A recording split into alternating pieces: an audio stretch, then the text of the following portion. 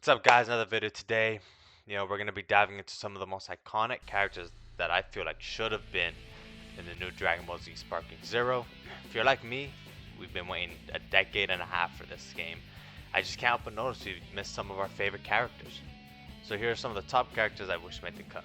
First and foremost, let's just get out of the way. Super 17. How he wasn't made in the game, and I know how. DLC.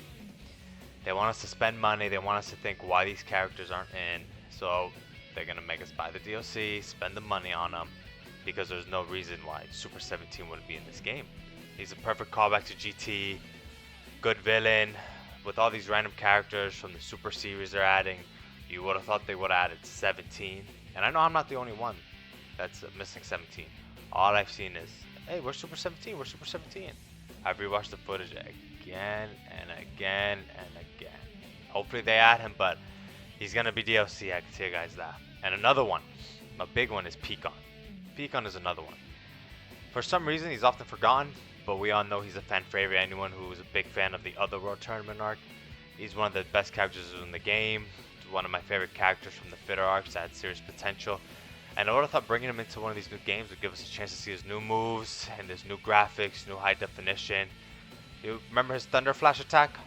Tell me in the next gen graphics. That wouldn't look amazing. And now, GT Vegeta. And specifically, Base Vegeta from GT. Yeah, he doesn't have a flashy Super Saiyan transformation, at that point in GT. But this Vegeta, he's more mature, more grounded. I just liked his character in GT. In the classic Budokai Tenkaichi games, they gave him some of the coolest moves and base moves.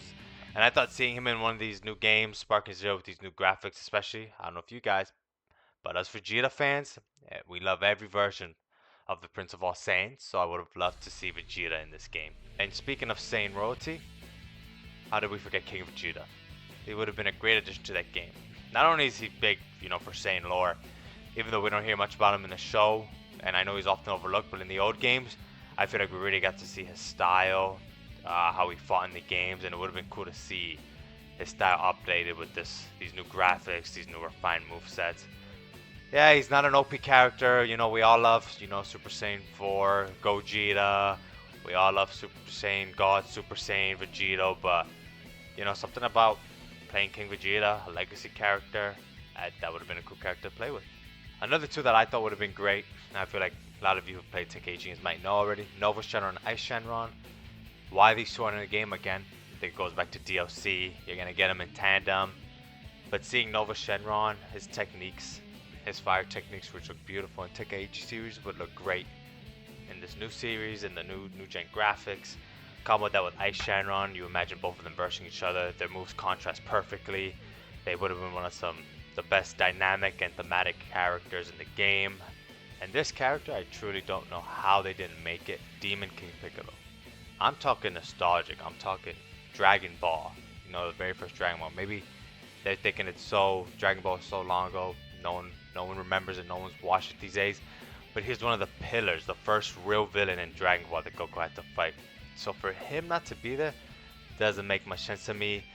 King Piccolo, he just brings an old school vibe of Dragon Ball, and having him in the game would have been nice to see, a nice nod, where it all started. This is just one of my favorites. I mean, when I played the Tenkaichi series, playing as Chi-Chi or Kid Chi-Chi, whether it's regular Chi-Chi that had in, either way, she'd be a badass. She was a fighter. Again, this is part of the Dragon Ball series. If we had her with her fighting tournament gear, she fought Goku in the 23rd martial arts tournament.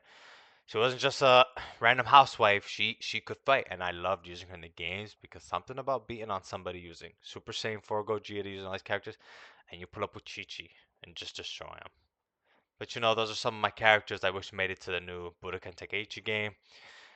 We'll see updates, we'll see DLCs, we'll have to spend our money, but for now, we'll dream. No wait for that. Let me in the comments who you wish was in the game, who did I forget, and don't forget to like, subscribe, and hit the bell. See ya.